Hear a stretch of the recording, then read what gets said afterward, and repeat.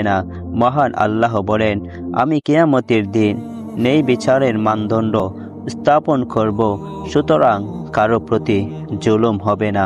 যদিও কোনো আমল সরিষার দানা পরিমাণও হয়, আমি তা উপস্থিত করব এবং হিসাব গ্রহণের জন্য আমি যথেষ্ট।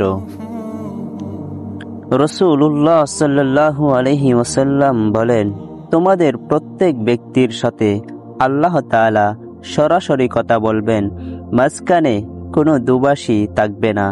তখন সে তার ডান দিকে তাকাবে এবং সেখানে সে তার কৃত আমল ছাড়া আর কিছুই দেখবে না। সে বাম দিকে তাকাবে, সেখানেও সে তার কৃত আমল ছাড়া অন্য কিছু দেখবে না। সে তার সামনের দিকে তাকাবে এবং আগুন ছাড়া আর কিছুই দেখবে না। সুতরাং আগুন থেকে বাঁচো, যদিও শুকনো খেজুরের এক টুকরো